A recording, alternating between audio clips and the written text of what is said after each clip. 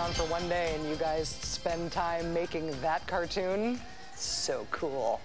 Welcome back. George W. Bush has 3 more days on the job. So what's he up to today? On his last presidential TGIF? Well, he is taking advantage of the perks while he still can. Yes, Mr. Bush took off early this afternoon to spend his last weekend as president at Camp David, which I think means that the George W. Bush legacy tour is officially over. The wrap party was sort of last night in the East Room of the White House, where the president delivered his farewell address to a bank of TV cameras and a few staffers and some citizen symbols handpicked to create the right bye-bye ambiance. Despite heroic effort, the George W. Bush legacy tour does not appear to have been successful.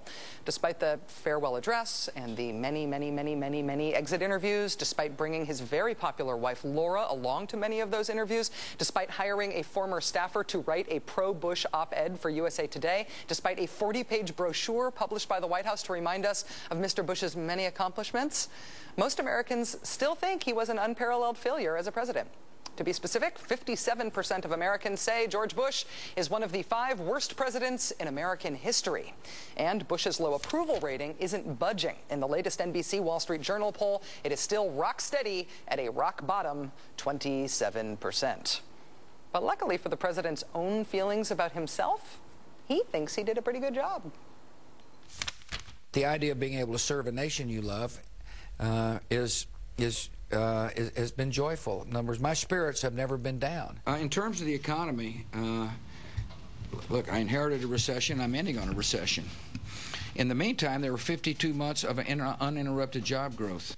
Iraq has gone from a brutal dictatorship and a sworn enemy of America to an Arab democracy at the heart of the Middle East and a friend of the United States. When I get home in Texas after this unbelievable experience, I will look in the mirror and be proud of what I see. Why is nobody else getting convinced by this? Why aren't the poll numbers going up? Why is nobody listening to him? I wonder if part of the reason is that people do not seem to be interested in what he has to say anymore. I mean, did you see this today? Dick Cheney, his own vice president, barely managing to stay awake during the president's big final speech. The speech was only 13 minutes long, and the vice president is apparently nodding off.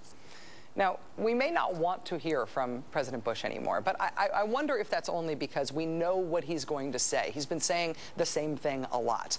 I sort of think we might be riveted, actually, if we got a real valedictory from President Bush, a real confessional tell-all.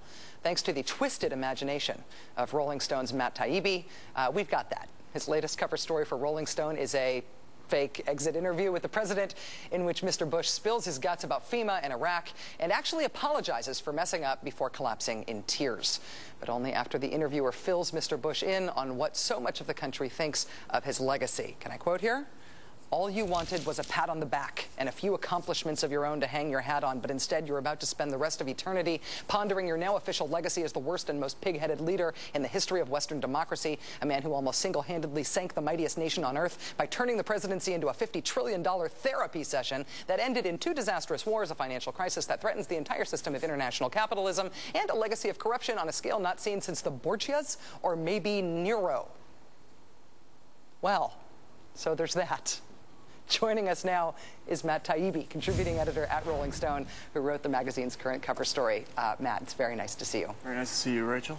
I love quoting you. It makes me feel like I might have been smart enough to write that. Yeah, right. Did you watch Bush's farewell speech, final episode of his legacy tour last night? I did. I think I might have been the only one, though. I mean, according to the New York Times, what did he get, page 21? Like, he was after an obituary for a zookeeper or something like that this morning. It was terrible. I mean, it was a really embarrassing exit speech, I thought. In demeanor, or in terms of what he said? In demeanor, and the fact that it was only 13 minutes long, and he really, you know, he couldn't really come up with anything that he had done, that he had accomplished, except that we've only been bombed catastrophically once, you know, in the time that he was president. But not since then. No further catastrophic bombings. Right, exactly. Well, I guess we have to give him credit for that. Sure. But you know, it really was sad, I thought, and it's funny. I think if history looks back at him now, you know, even the rich, he's not a hero in their eyes anymore because all the money that he gave them over these years has now disappeared. So I mean, who exactly did he benefit during those years? And it's just it's very sad.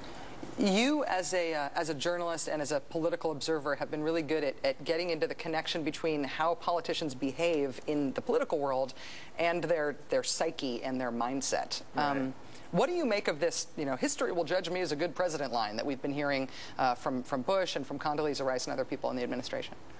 Well, I think it's, when you look at George Bush's psyche, I think that Oliver Stone sort of got it right in the movie W. I think this is a guy who had a lot of hang-ups about his father and who really just wanted to make something of himself and prove that he could do the same job that his dad did.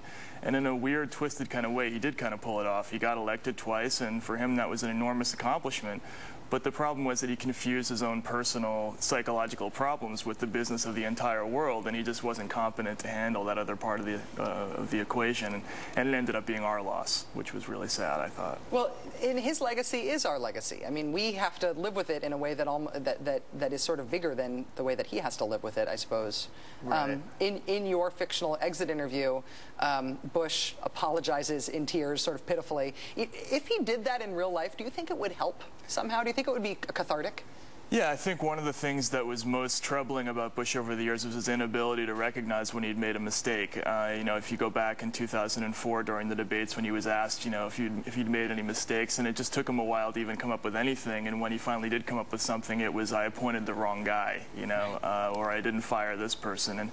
And his inability to recognize or to consider other points of view was his tragic undoing this whole time. And his inflexibility on Iraq, for instance, is I think what's resulting in his approval ratings being so low now. People seeing that he's unable to reconcile with his mistakes over years. Calling WMD a disappointment. There not being any weapons of mass destruction in Iraq, that was a disappointment for him. That's a minor understatement there. Last question. Are you going to miss covering Bush? Are you going to miss covering Bush's Washington?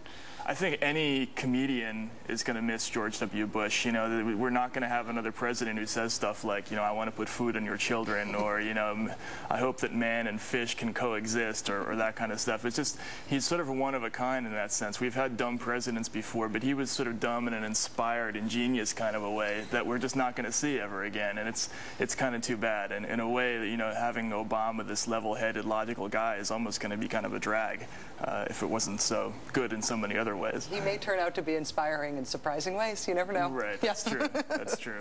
Matt Taibbi, contributing editor at Rolling Stone, author of the book The Great Derangement, which I should mention is out in a very attractive paperback version right now. It's nice to see you, Matt. Thanks for coming on tonight. Thanks very much, Rachel.